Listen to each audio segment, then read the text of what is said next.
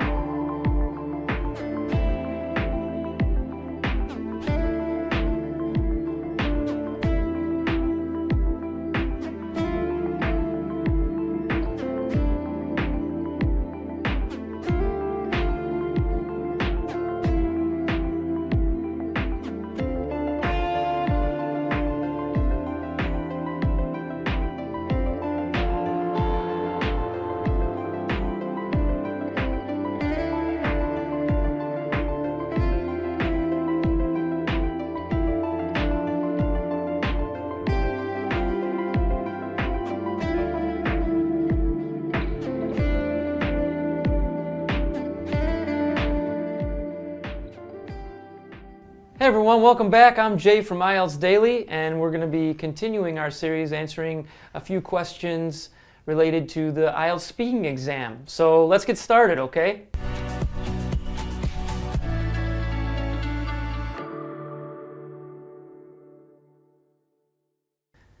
So today specifically we're going to be looking at IELTS Part 2 in the speaking exam, and I have my good friend here, Chris, who's going to be giving me some questions. How are you going, Chris? I'm doing fantastic. Hello students, I hope you're all really well. Today's question is hard. I'm sorry, Jay, all these questions are hard. Okay, so you'll see the question on the screen now, which is describe a recent purchase that you had a problem the first time you used it. You should say what you bought, when you bought it, where you bought it, and say what the problem was. Jay, I think this is a really tricky question and I would struggle in the test if I were you. So what we're going to do is you're going to have some time to write your answer. I will give you a minute to prepare, but we'd love to hear some of your thoughts. Good luck with this one because I think it's hard. Your minute starts now. Thanks, Chris. And yes, this is a very difficult question.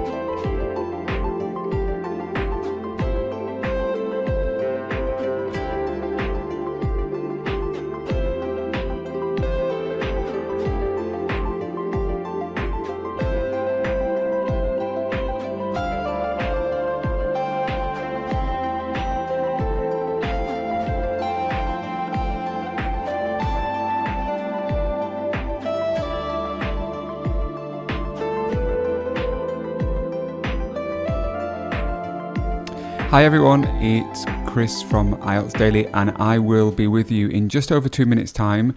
We've got a special guest today. We've got Simone from IELTS-Blog, which is very exciting and we very much look forward to seeing you all. So make sure, I think we're on Facebook today, we're on Instagram and we are on Simone's IELTS-Blog channel. So if you are here for the first time, a very warm welcome. See you soon.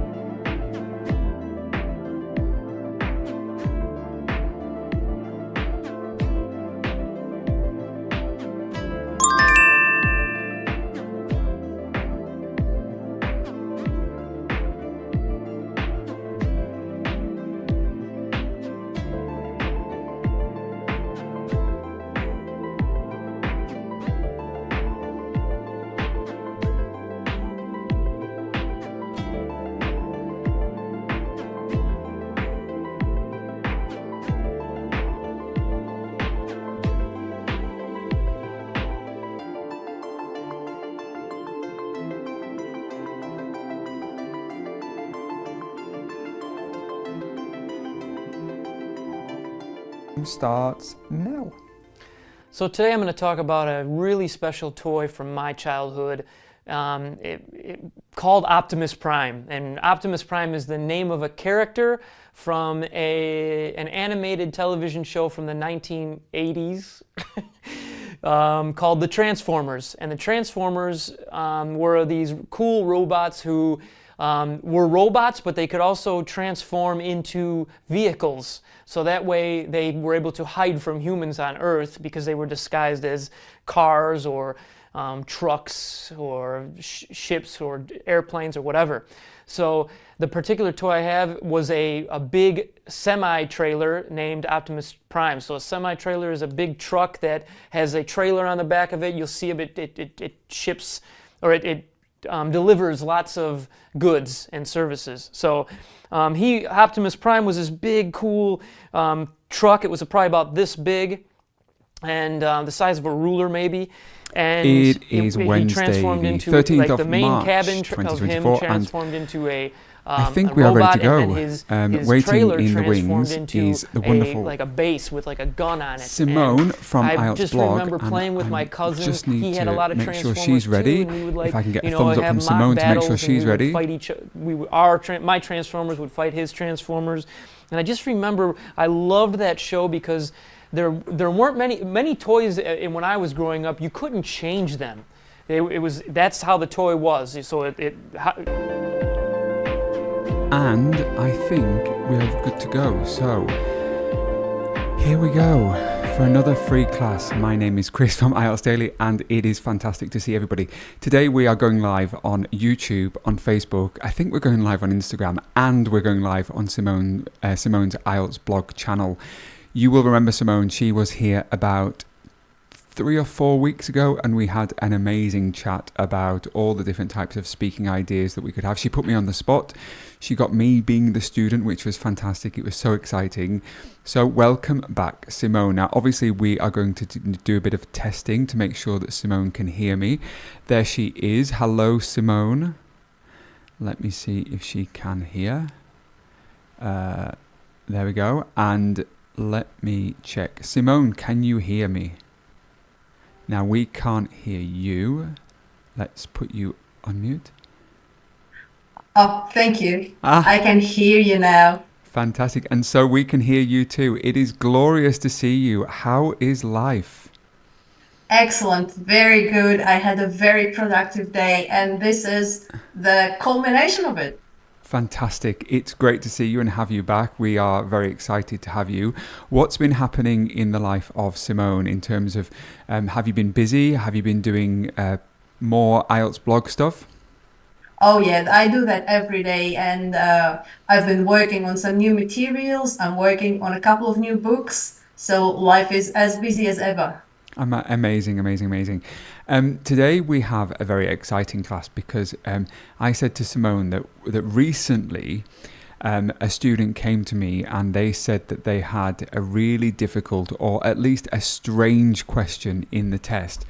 And I said, Simone, let's talk about questions which are strange, or at least ones which students might find a little bit difficult. So you've been doing some work, I've been doing some work. Shall we talk to the students about some of these common strange questions in the test? We definitely should, because we want everyone prepared for those tricky questions. You don't want any surprises in your exam. Exactly. So yeah, let's do it. Great.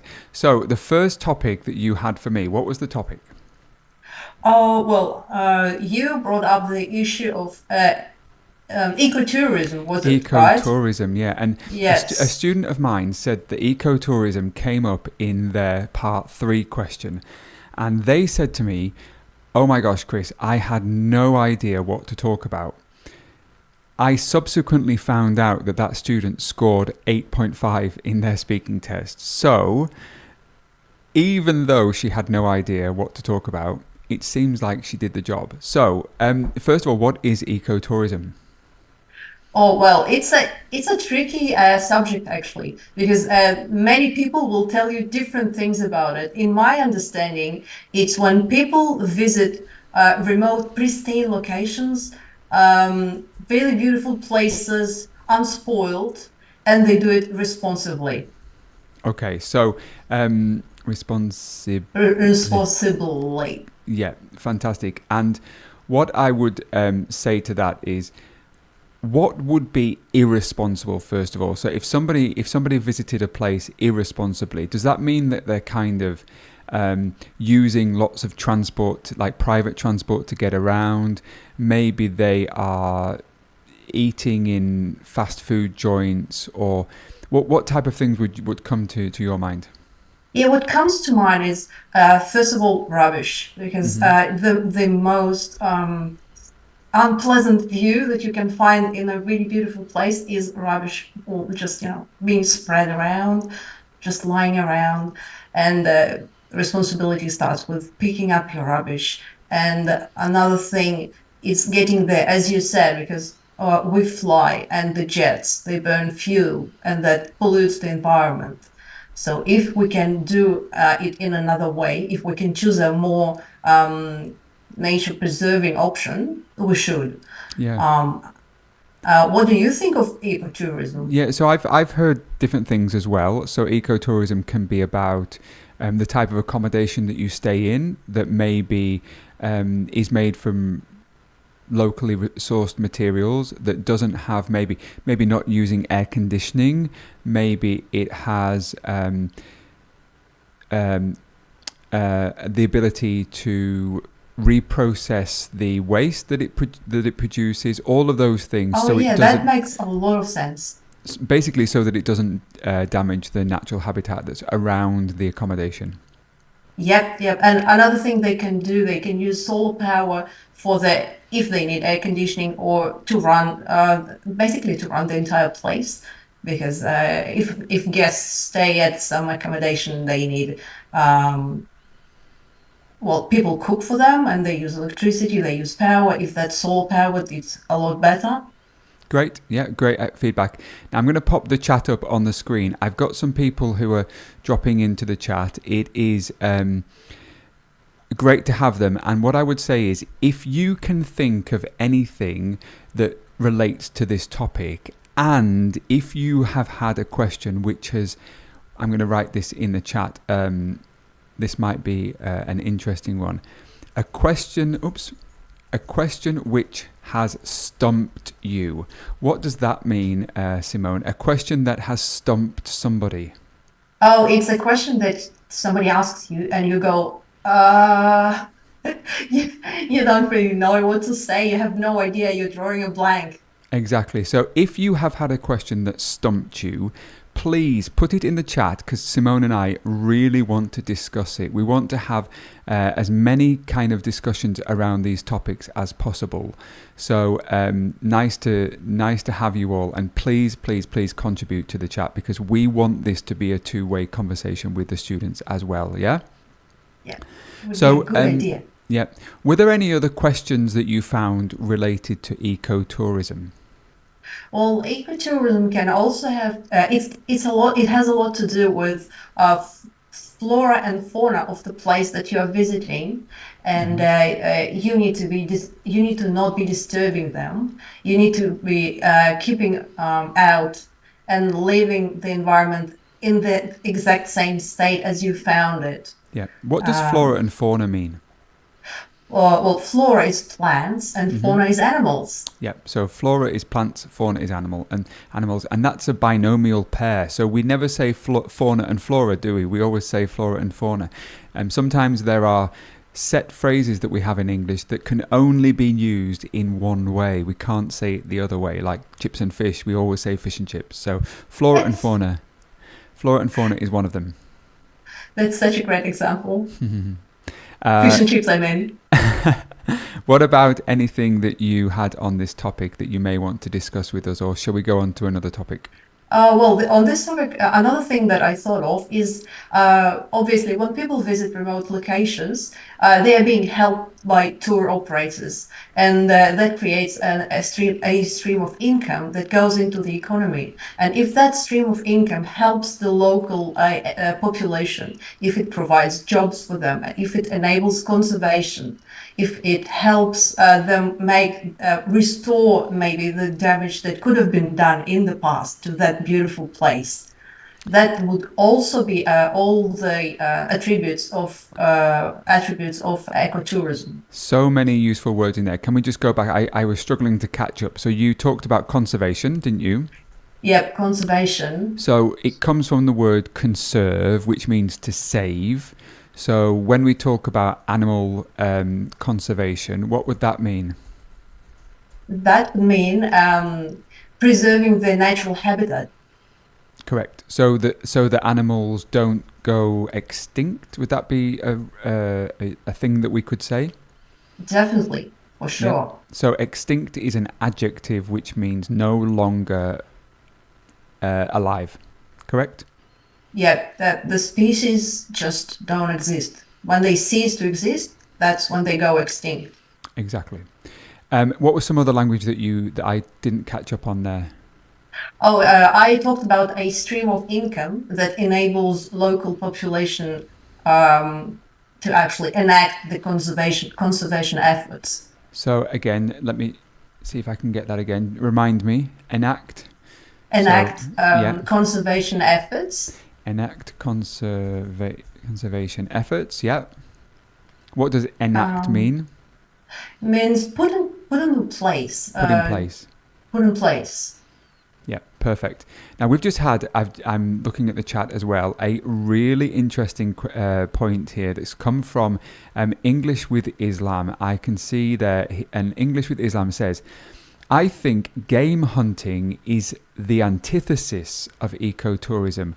What do you guys think about this? Now, first of all, we should dissect that and say, first of all, what is game hunting?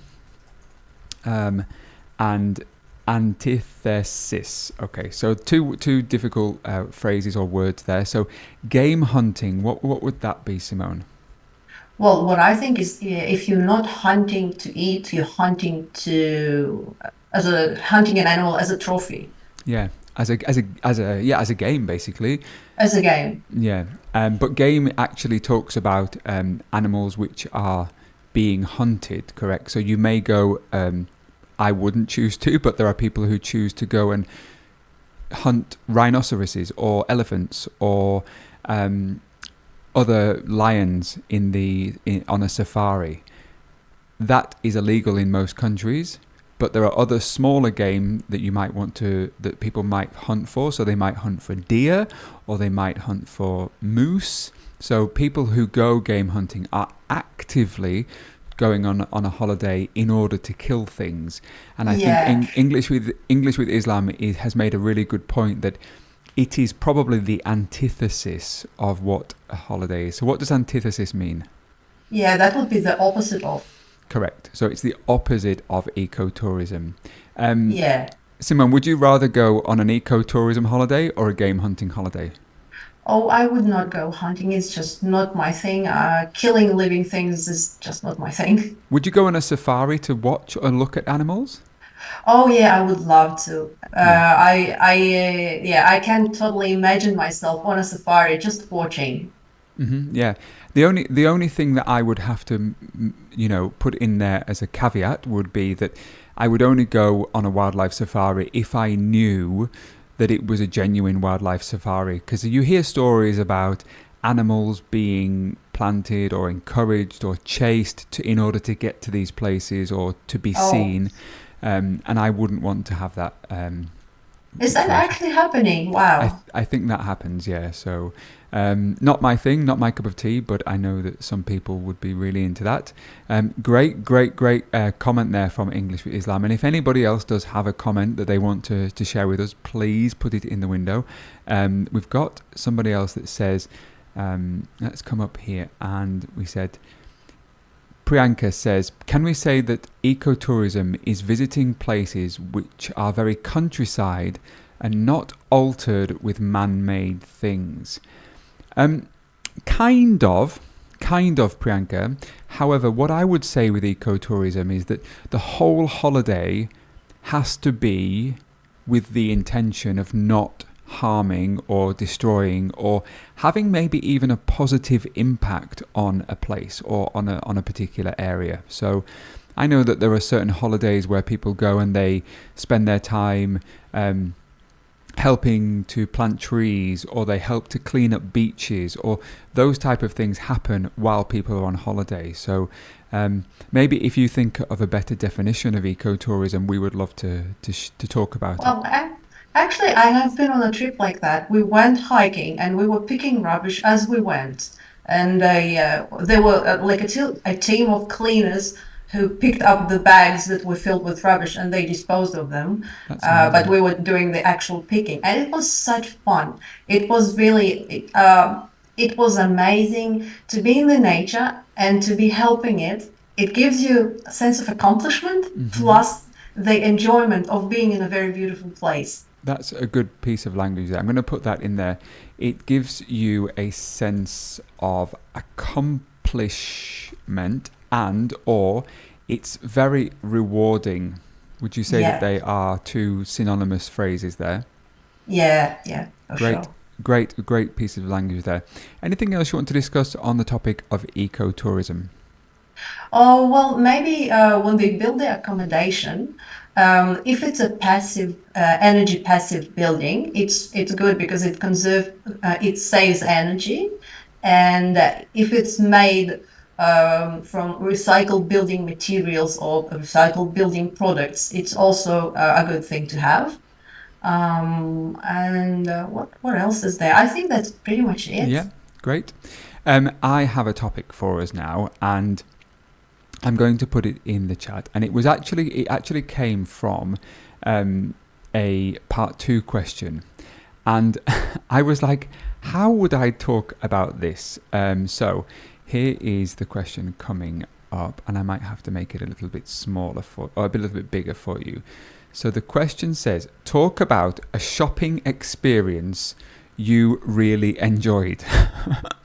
You should say where you went, who you went with, what you were shopping for, and explain why I've misspelled enjoyed it. So who you went with and what you were shopping for, and explain why you enjoyed it. Now, I took this question from the wonderful IELTS-Blog website. Tell us a little bit about, if the students don't know, what's available on the IELTS-Blog website in terms of recent questions. Oh, well, in terms of recent questions, we are so lucky because there's so many generous IELTS test takers that share their questions with us after the test, whatever they can remember. Some of them even draw maps from memory of or charts of whatever they can remember of writing task one, or they share essay topics and obviously speaking questions and all of that. We put it together and we post it every day. So what you get there is fresh questions that appeared in real tests, and it can really help you prepare no matter which country we post it from. So a question that, as Chris said last time, a question from Vietnam can appear next time in Pakistan or India or Africa. It doesn't matter, because IELTS recycles their questions. So it helps if you go through the most recent ones that we posted, or even not so recent, maybe go a few months back, because they all recycle and repeat. Exactly, and if anybody does want to go to the IELTS-Blog website, check out the recent questions. This would be an amazing tool for you if you're preparing for the test, because they do recycle them, as Simone says, and what it does is it allows you to feel familiar with the various topics that may appear. In this particular topic, we've got the topic of shopping and a shopping experience, and I thought this was a strange question, simply because I'm not a big fan of shopping and I would have a really difficult time talking about this, and particularly because shopping is quite a banal subject in terms of, we go shopping for groceries or we might go shopping to buy something new, but it's not usually something that you remember. Would you agree? Yes, I would definitely, because I am not a big fan of shopping myself, and I consider it a bit boring, to be honest. So yeah, I would have trouble answering that question. I would probably think of something, but I would not talk for hours about that. Yeah, talking for 2 minutes on this subject would be super, super, super difficult. So what would you say to students, and I'll give some advice as well. If you can't think of something, it's better to talk about something that's real, first of all. But if you can't think of something, then maybe you could invent something. So if you have a large shopping centre in your town, maybe, or village or city, maybe you could talk about a pretend situation where you had to go and buy a gift or a birthday present for a friend or family member, and maybe they were with you at the time and you were going around trying to pick out something, and maybe they were feeling a little bit indecisive. They couldn't decide what they wanted. So making up some sort of story is an option for you if you can't think of anything. Do you have anything that you maybe would talk about in this topic? Because I would really struggle. Oh, I would actually have, this cue card here. It's asking you to remember a positive shopping experience. But what if you had a negative one? So if you wanted to buy something and you went to the shopping center and you were just going store to store and you just couldn't find the thing that you were after. And that would be perfectly reasonable to say in the exam, I'm not a huge fan of shopping, so I don't really have many times that I've enjoyed something. But there was this one time where I went and I really didn't. I had a super bad time. As long as you can speak for 2 minutes in your part 2, the content or the actual fluency is probably more important than your ability to answer the specific question, because you don't need to answer all of the individual questions that come up in the bullet points. So that's a really difficult question for me. I don't know if the students agree. Let's see if anybody wants to share their opinion, whether you do or don't agree that this would be a difficult question.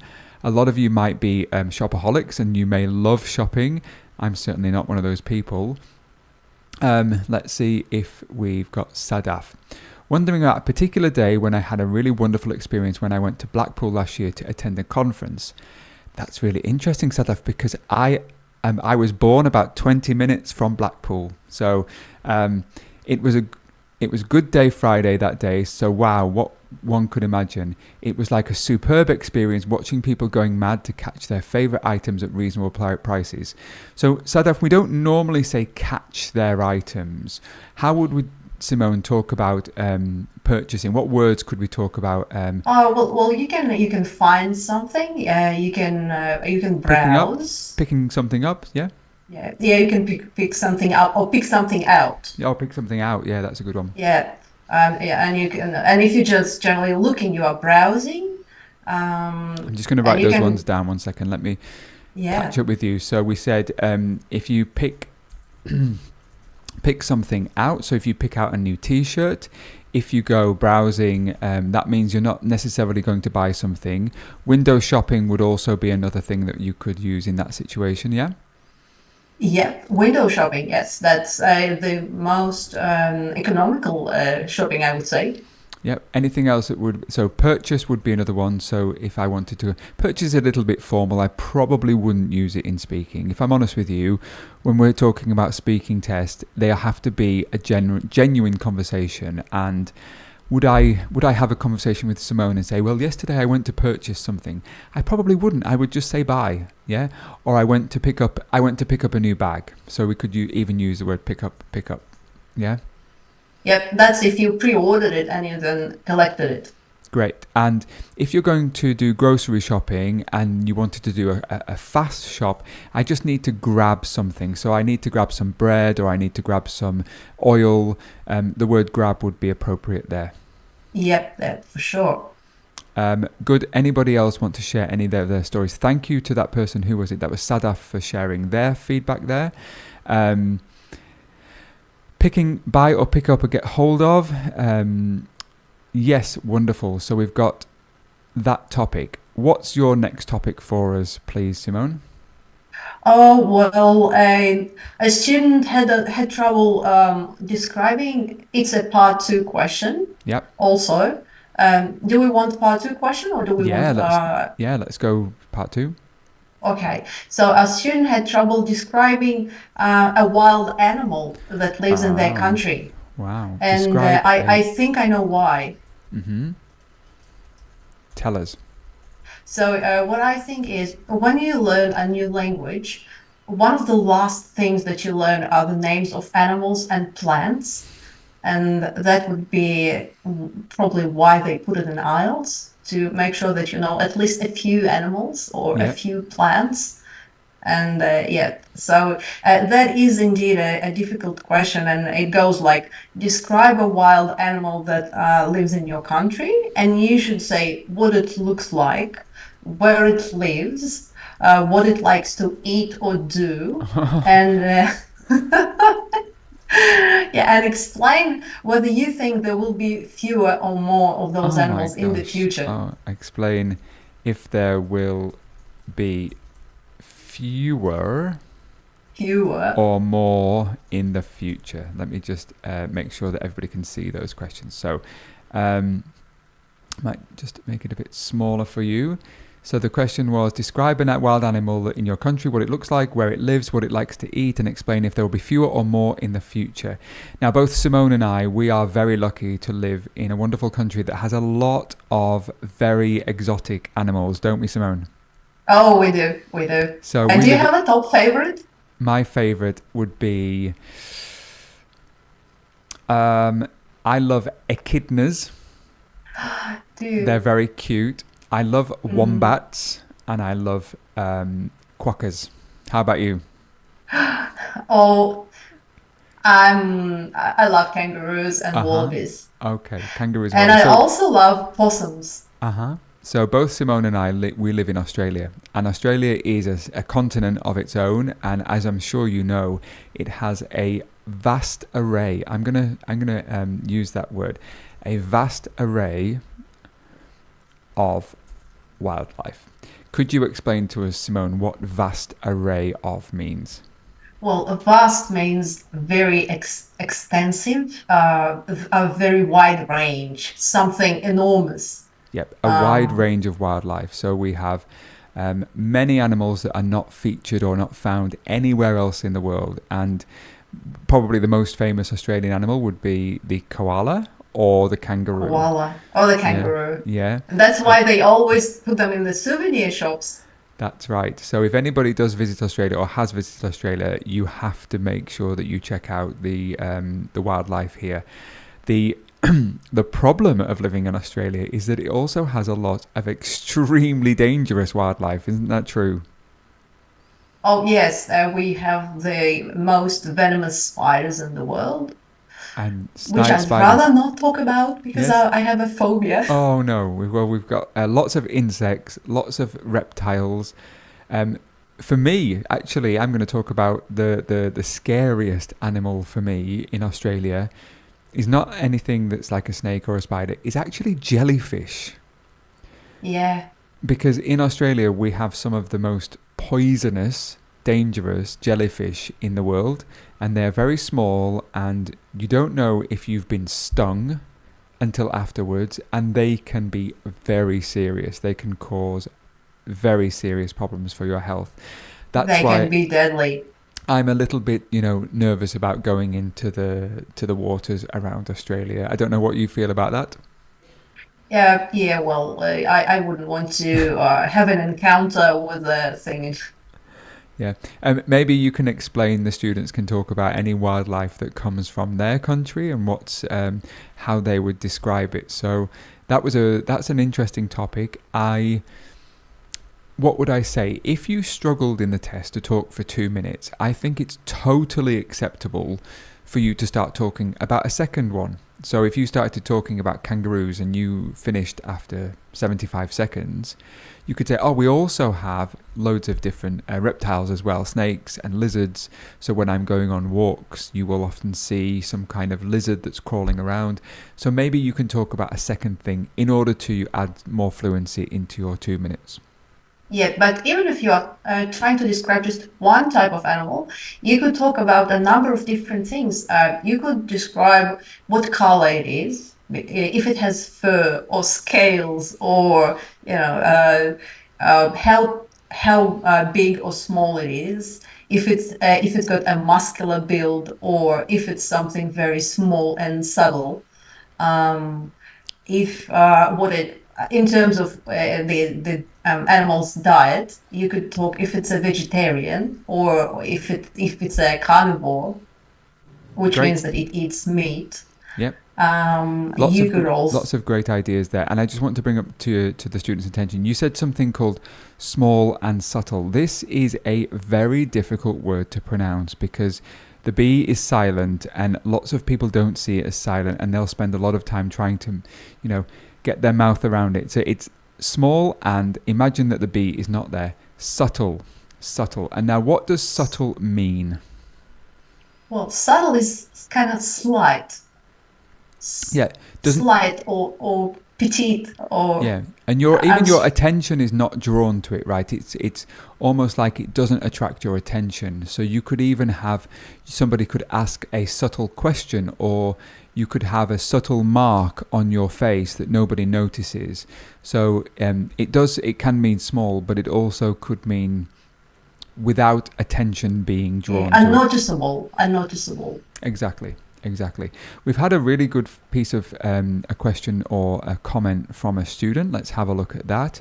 So it came from Sadaf. Sadaf said, the South Asian, or it's better to say in South Asia, it is rich. So South Asia is rich for its wild flora and fauna. Regarding wildlife, it's famous for Bengali tigers. Now, I think that would be a great one to talk about in the test, because obviously the tigers themselves are somewhat exotic. Would you say that they're exotic? They are. Yeah. Well, for people who are not used to seeing one up close, they are. Potentially endangered. So if we could talk about, we talked about going extinct before, but there's another word there. Let's put that on the screen.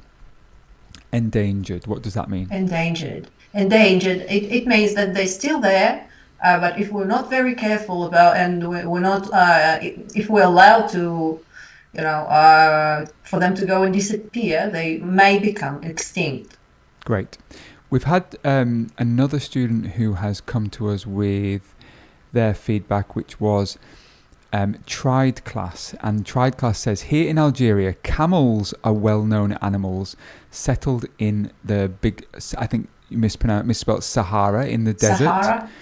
Camels are called the ships of the desert. Interesting. So you could explain that in the test. Ships of the desert. We have a lot of camels in Australia. We don't see them, but we have millions of them. Did you know that, Simone? Well, I've heard about it, but I've never seen one except in a zoo. Me neither.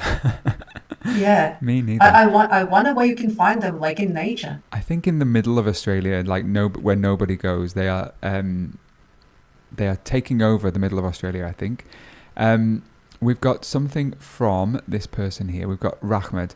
Wild animals means for the animal which live free in the forest. It doesn't have to be a forest, but it just means they're not in captivity. Let's put that on the screen. So if I said in captivity, what does that mean, Simone? In captivity means in a zoo. It means Good. it lives in a cage. Yeah, Or in an enclosure. It doesn't have to be a cage. Yeah. But it definitely cannot roam free. It's the opposite of wild. Would you say that? Yeah. And it's also, wild can also be the opposite of domesticated. Would you like to talk about, that's a difficult word, domesticated. What does that mean, Simone? Oh, domesticated is you can also say tamed, maybe. Yep. And it's an animal that it was originally wild, but then people took it under their wing, brought it into the house, made it part of their household, and they're taking care of all the needs of the animal, and they're getting something in return from the animal. So say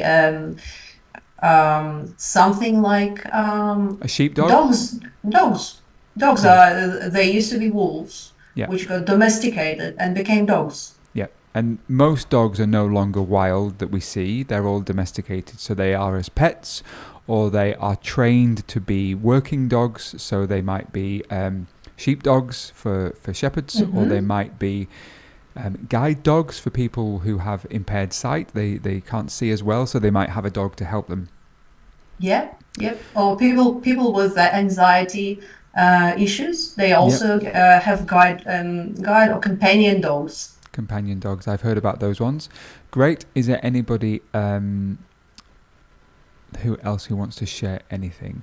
Alexander says, are camels wild? I'm pretty sure they are. They're not domesticated mostly. Some of them are not wild, but most of them are wild. Great. Would you like another question from me, Simone? Oh, sure. Fantastic. So, this one also came from the IELTS-Blog website, and I found it quite difficult. So let's see if we want to try this one. It is as follows. Let me make it bigger for you. Describe a time when people around you were making a lot of noise. You should say when this happened, who was making the noise, what kind of noise it was, and explain how you felt about the situation. This is an interesting topic, isn't it? Oh, it's a really interesting topic. I don't think it will be too difficult to answer because the world we live in is a very noisy place lately. So you would have experienced a situation like that. I think that in the test like this, there may be the assumption that you have to talk about one specific thing, but it could be that you might talk about going to a soccer match, or you might talk about being at a music event, or it could be anything with lots of people, I would say. Maybe there was a carnival or a festival in your town, and there was maybe some singing or dancing where there were people making noise. So it doesn't have to be positive, it doesn't have to be negative, it could be one or either. So is there any language that you might want to use in this one? Oh, well, you could say that someone was playing loud music, or shouting, screaming, shouting, screaming, cheering. Yes, if Yeah. you go to a soccer match or something like that. Yeah. What about making a racket? Oh, wow. If there was somebody that was making a racket, it means that they are making a really loud noise. So if the neighbor next door, maybe their son or daughter has bought a drum kit, and they're practicing and they're making a real racket. That's something that's not usually that pleasant. Yeah. Great. Anything else that you could think about here? Using a loud lawnmower. Yeah. Using a lawnmower. Great. Anything, it could be maybe you were at a parade or a march and people had whistles and they were trying to get people's attention. Maybe they were chanting. What does chanting mean, Simone? Chanting, yeah. Chanting, it means reciting something. Yeah, so we Um, want more. We want more, like this, yeah? yeah, something like that, yeah. Great. Now, this brings us on to it was actually the second part of the question, which into part 3 when they stay on the same topic. And this question came up after, and the question was, do you think that the rising level of noise is harmful to the environment, and in what way? So this now relies on students to think more, abstractly. You've got to start thinking about different situations, about the environment and noise pollution. So how would you answer this? Well, the noise has different implications, and when I think of noise and who or what it might disturb, I first of all think of fish. Because you know how all the vessels, marine vessels, they create a lot of noise, and fish, they suffer from it. And Yeah. I've read about many cases when it caused whales to get stranded, and fish, they just lose orientation because Yeah. it's noisy, because they rely on echolocation to get around. Yeah. And when noise disturbs that, they become blind basically, Yeah. and they don't know where they're going. I've heard the same for things like bats in cities because of, increased noise levels in cities. So local, so animals that live native to that area. So it could be, like you said, possums or foxes or bats. They are often disturbed by noise, and the sleep patterns get disturbed. And so it does have implications and impact on the environment. Yep, it does. Um, And also birds. I think birds can also suffer from noise, because the birds that say seagulls, anyone who lives close to the sea, and seagulls are right. They always sound on the beach. yeah. But our cities are getting increasingly noisy, and I think it disturbs the birds. They get really unsettled. They do. The next question came up, which I thought was a bit interesting. Why do people enjoy meeting up in places with loud music? That's an interesting question, isn't it? Because you have to put yourself in somebody else's shoes. You obviously don't like much loud music much. I do. No, I do actually. But you have to put yourself in their shoes because you've got to think about what they would say. So what would you say in this case? Oh, well, I would say that loud music contributes to creation of a positive atmosphere and a happy atmosphere, and people go to a place with loud music to have fun. Yeah, great. The next question following that was, why do people use headphones when walking on the street? This is a real question that appeared, and it's come up from the IELTS-Blog website. So this has been reported by a candidate who has had this question in the test. So one thing that I would say in this case was that people like to drown out the noise from the street. So what does it mean to drown out noise? To drown out noise means to quiet it down. Yeah. They don't like listening to the sound of the street. They prefer the music much better, and they are listening to music instead. Yeah. Maybe they don't want to be disturbed. Maybe they want to relax. Maybe they use headphones as a way of zoning out, as we might say, so that they don't have to, or maybe they have to concentrate on something else. Maybe they're studying and they want to have music to accompany or help them study. Lots of different reasons. But this, I suppose, walking down the street might be difficult for studying. So what would you say for walking down the street? Oh, well, walking down the street, they're probably listening to a podcast because people like doing that a lot. So it's probably a podcast or music. Yeah. Or maybe they're just on their phone, and this is how they keep it private so that nobody else gets to listen to their private conversation. True. Yeah, people might use it for that reason. We've got a good contribution from a student here called Rahmad. So if I just make it a bit bigger for you, Rahmad said, how about the noise from fireworks from New Year's Eve parties or New Year's parties? This makes noise and pollution. So that could be a topic that Rahmad uses during the second part 2 question, which was describe an event that had lots of noise. Maybe we could talk about the fireworks from New Year and who you were with and why you were celebrating that, etc., etc. Yeah, that would be a good idea. Or firecrackers.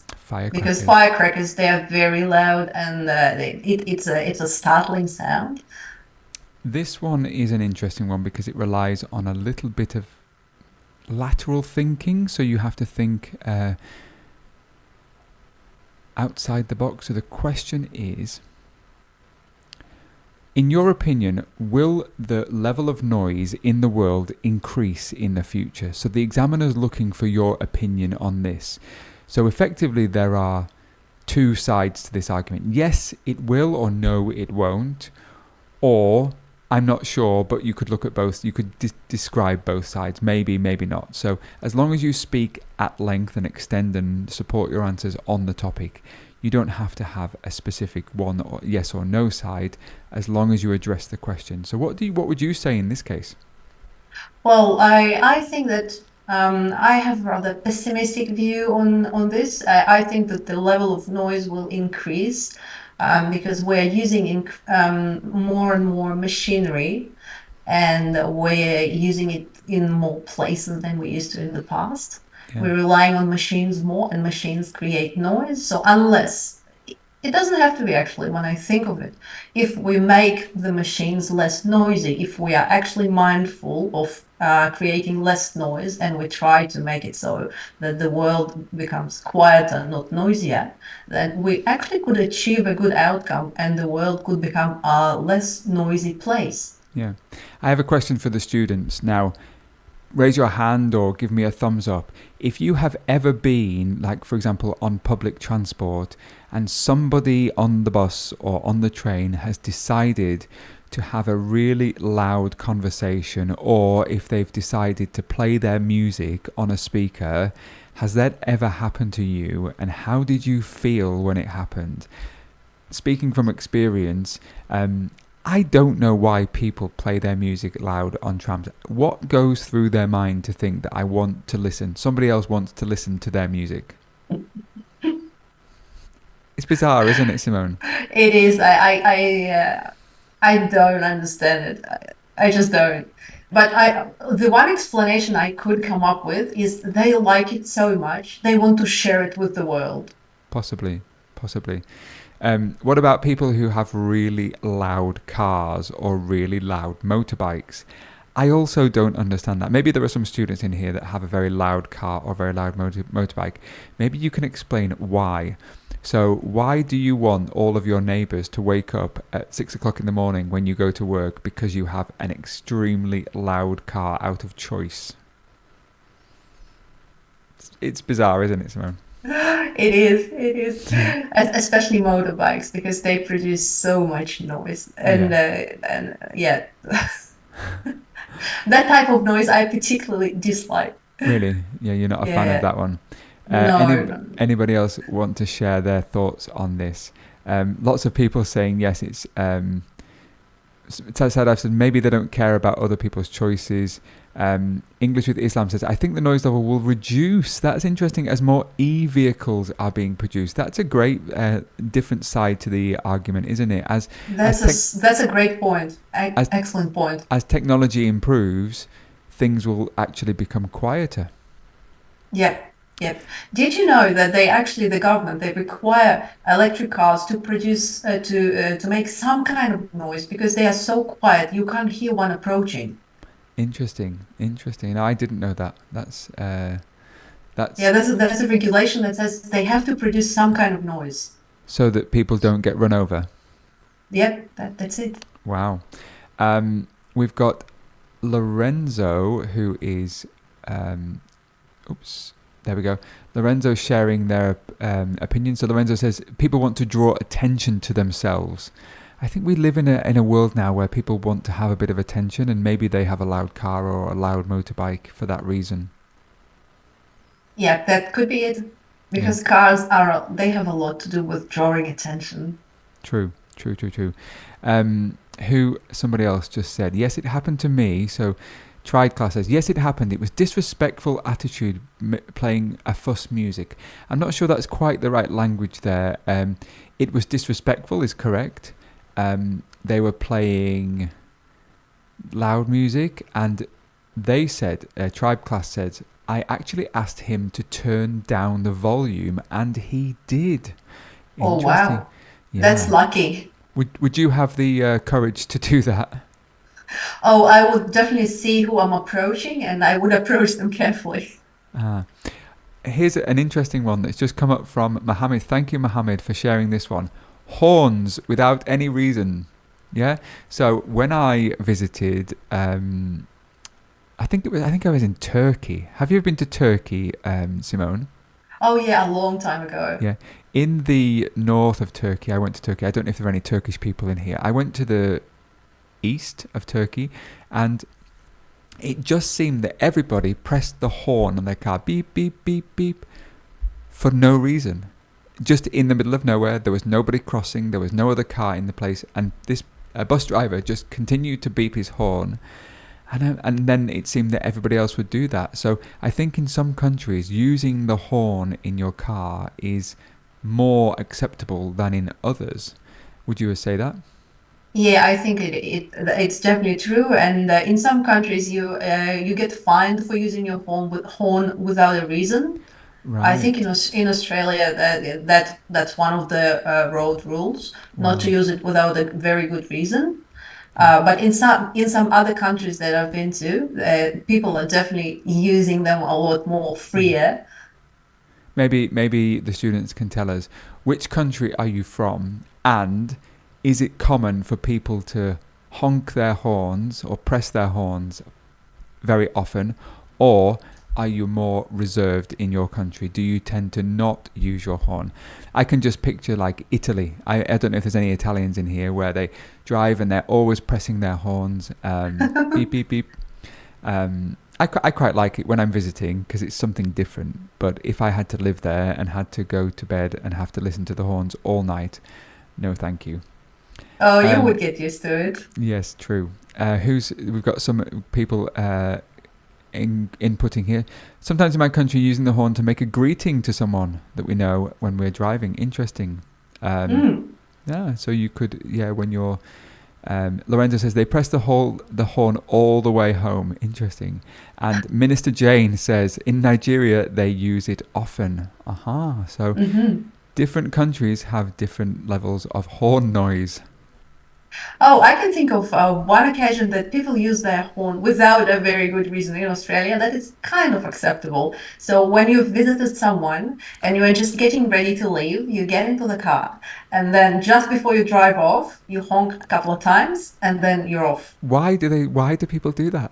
It's so funny. Bye-bye. Bye-bye. It is that bye-bye. Do you have another question for us, or would you like me to give you one? Oh, go ahead, please. Okay, so mine was around... this was a hard one for me because, again, it's a little bit like fashion. It's a little bit like shopping. So the next question was... coming up here. Describe a piece of clothing that you enjoy wearing. You should say what it is, when and where you got it, how often you wear it, and explain why you enjoy wearing it. Oh. I'm not really into clothes and fashion, so I would find this one hard. Students, would you find this question difficult? And if yes, maybe we can give you some help now with Simone. So would you find this one hard, Simone? Well, since I do have a thing of that kind, then I could just talk about it. But somebody who doesn't have anything they like in particular, yeah, they would have trouble responding to that. What would be the thing that you'd speak about? Oh, I will talk about my favorite leather jacket. Okay. So is that something that you get out for special occasions? Let me just put that in there. So get it out for special occasions, or is it something that you wear on a day-to-day basis? Oh, I wear it on regular basis. I just need the weather to be cool enough. Okay, good. So that would be a good one to talk about. Leather jackets they're very durable. They last a long time, don't they? They last a long time. Yeah. And they don't require much care. Okay. Yeah. Let's put that in there. Don't require much care or looking after. Yeah, looking after. Good. So do you think you could talk about that for 2 minutes?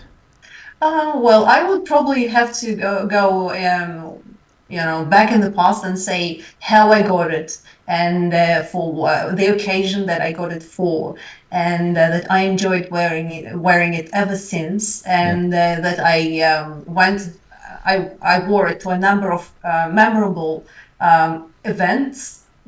For example, the type of events that you go to, maybe how it makes you feel when you wear it. Do you feel good when you put it on, and that type of language? So it leads on to the next part, which is around the difference. This was a difficult question. So the question was, what's the difference between fashion choices of younger and older people? What's the difference between fashion choices of younger and older people? I thought this was a hard question. Well, it is hard because the person answering it, they are either young or old, and if they're young, they don't have the perspective of the older person, or vice versa. True. Well, most people taking IELTS are young, so they would not have trouble talking about young fashion, but they probably would have trouble talking about old people's choices. True. So what would I say about this one? Maybe I could talk about, because I'm older now, maybe I could talk about the fashion choices between how I am now and what I did as a younger person. So maybe that could be something that you could talk about. It doesn't necessarily have to be exactly on that topic. You can interpret it in whatever way that you want. So if you found that easier, talk about now and talk about how you dressed when you were younger. Yeah, that could be that. Or I know how some young people are very critical of old people's choice of clothing. And then you could talk about that, what you don't like when old people wear. Some old people tend to wear young fashion, and young people don't like that. And understandably so. So you could talk about that. You certainly could. Simone, doesn't time fly when we have fun? It does. It definitely does. So we have almost reached the end of today's class. If you are watching from IELTS blog channel, if you're watching on the IELTS Daily Facebook or YouTube, there are some things that we need to tell you today. So I'm going to hand over to Simone to talk about IELTS blog. Oh, thank you very much, Chris. So, well, those of you who know IELTS-Blog, that you know that it's a website that's very, very useful if you're preparing for IELTS on your own. If you don't have a teacher, if you don't have resources, if you don't know who to ask a question, this website is for you. We have on the website, we have the most recent questions, and we have some modal answers, and we have books with strategies to help you improve your skills. And if you have trouble with a particular area of IELTS, such as writing or speaking or listening or reading, there's a strategy for everything. So feel free, when you're on IELTS-Blog.com, feel free to go through all of our resources, our model answers, our recent questions. Everything is there for you, and it's there to help you pass the IELTS. And it's all for free, right? It's all, most of it is free. on the main website, it's all for free, and people can get speaking and writing feedback as well, can't they? Yes, they can, certainly can. Great. Speaking of things for free, you have no reason not to download the IELTS Daily app. If you have not done it already, I encourage you. It's right here. And today, earlier today, I uploaded a brand new free speaking ideas course. We have had a great session today with Simone, but we have only touched the tip of the iceberg with the speaking questions, right? So true. You've got to come over to IELTS Blog and look at all the recent questions on there. You've got to come and download the IELTS Daily app. You have nothing to lose. It's free to download. There's a free writing ideas course. There's a free speaking ideas course.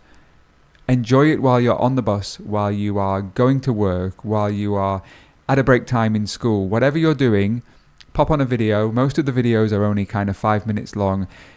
Every single day, small steps. That's right, isn't it, Simone? You've got to take small steps to travel a long distance. Yep. Small steps. 15 minutes every day will get you there. And That's an awesome app, and I have it on my phone. Thank you so much. For everybody that came along today, I'm going to come over to the chat window.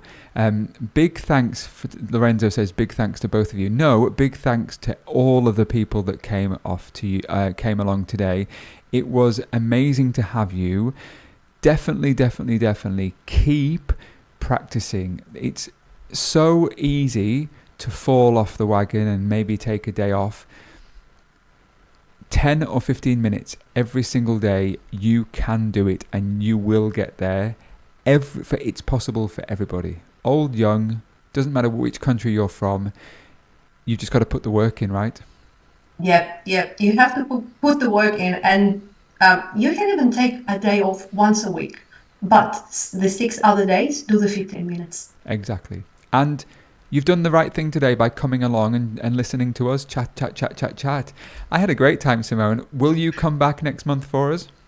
I would love to. Thanks for asking me. Yes, it's great to have Simone on the channel, isn't it? And if you're seeing me for the first time on Simone's channel, hello to you. I'm Chris from IELTS Daily, and keep practicing. It's definitely achievable.